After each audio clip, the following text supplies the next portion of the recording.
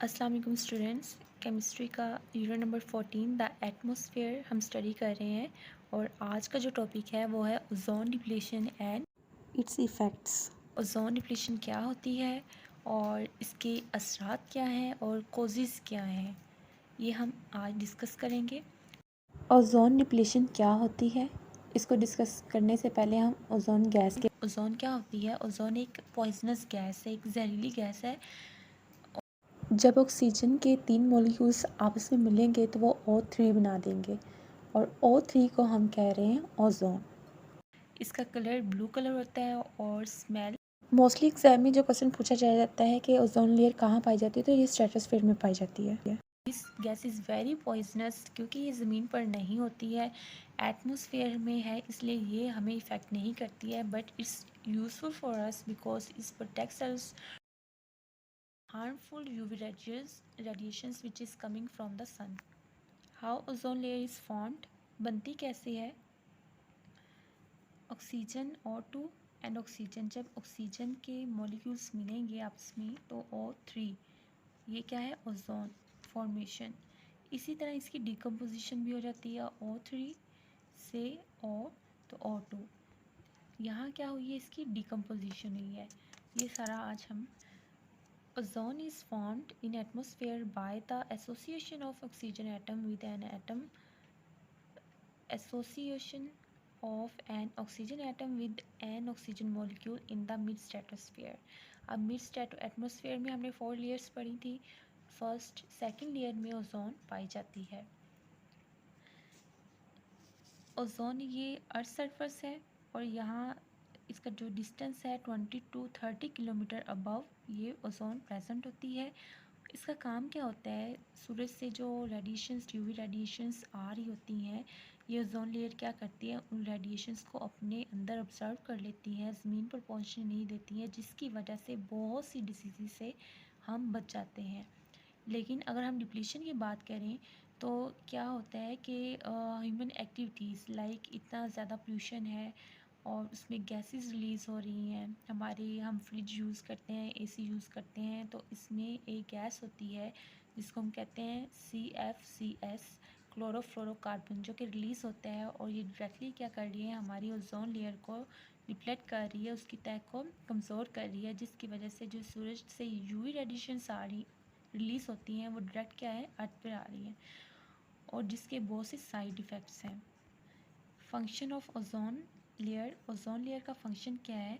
Ozone layer surrounds globe and protect earth like a shield from harmful UV radiations from suns, otherwise this radiations cause cancer.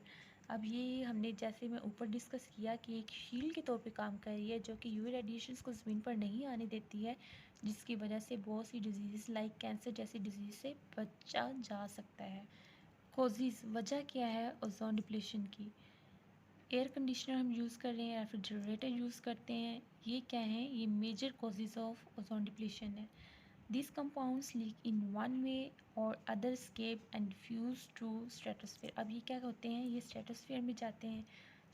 Stratosphere में जाएंगे तो ये जो UV radiations हैं ये इसको CFCS को क्या करेंगी? इसमें से फ्री रेडिकल्स क्लोरीन का बनाएंगी। अब यहाँ CFCS है, सॉरी।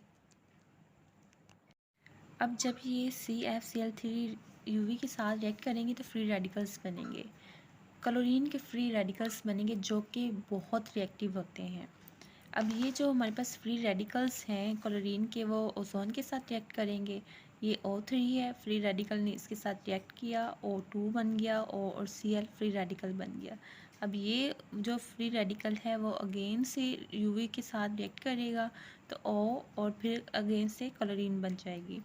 अब और बनेगा तो ऑक्सीजन बना देगा।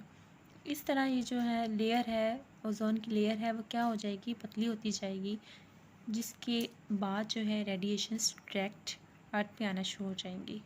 अब CFCS destroying lakhs of ozone molecules, ये लाखों मॉलिक्यूल को तबाह कर रही है और इस रीजन में एक होल बन जाता है जिसको हम कहते हैं आर्कटिक में। 1990 में ये ओजोन लेयर की जो है वो पाई गई थी और 1918 में एंटार्कटिक में 1980 में। स्टूडेंट्स बुक का पेज नंबर 129 ओपन करें, ozone depletion and its effect.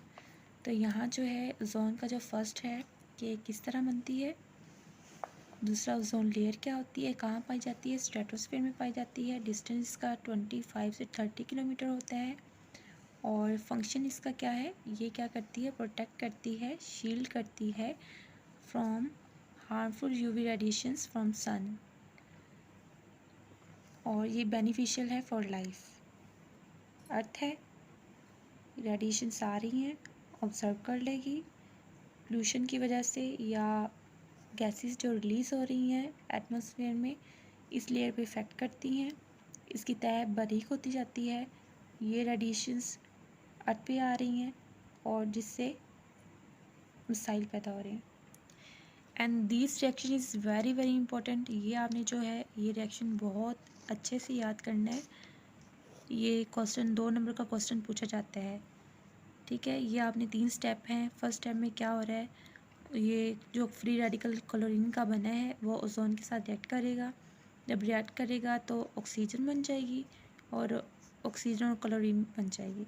अब ये O और Cl क्या करेंगे, ये अगेन से UV रेडिएशन के साथ रिएक्ट करेंगे, ऑक्सीजन बन जाएगी, फ्री रेडिकल, ऑक्सीजन का फ्री रेडिकल मिल जाएगा और क्लोरीन का फ्री रेडिकल बन जाएगा। यहाँ ऑक्सीजन का फ्री रेडिकल और ये फ्री रेडिकल मिलेंगे तो ऑक्सीजन गैस बना देंगे।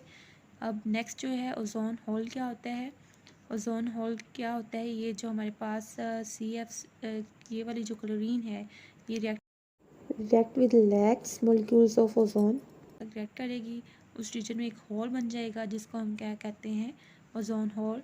और ये पूछा जाता है MCQs में कि ये कहाँ सबसे पहले फाइंड हुई थी, तो ये 1880 में और 1980 में और 1919 में ये सबसे पहले पाई गई थी। इफ़ेक्ट्स ऑफ ओजोन डिप्लीशन, कौन कौन से इफ़ेक्ट हैं, ये हमारे पास रेडिएशन जो सन से आ रही हैं ये हमारे स्किन कैंसर का कॉज कर रही हैं ह्यूमंस में और एनिमल्स में। सेकंड अगर हम इसका देखें तो ये मलेरिया जैसे डिजीज़ को कॉज कर रही हैं। थर्ड इसका जो इफ़ेक्ट है ये लाइफ साइकिल ऑफ प्लांट है उसको और फूड चेन को डिस्टर्ब कर रही हैं, उसमें खलल डाल रही हैं। तो 4 है ना, चेंजेस ऑफ विंड क्लाइमेट, जितने भी हमारे ये जो क्लाइमेट चेंज आ रहा है उसका कॉज बन रही है। अगर हम देखें एशिया और पैसिफिक में इन रीजन्स में लोग बहुत ज़्यादा माइग्रेट कर रहे हैं क्योंकि वहाँ का जो क्लाइमेट है वो चेंज हो गया। आपने अच्छे से याद कर लेना है।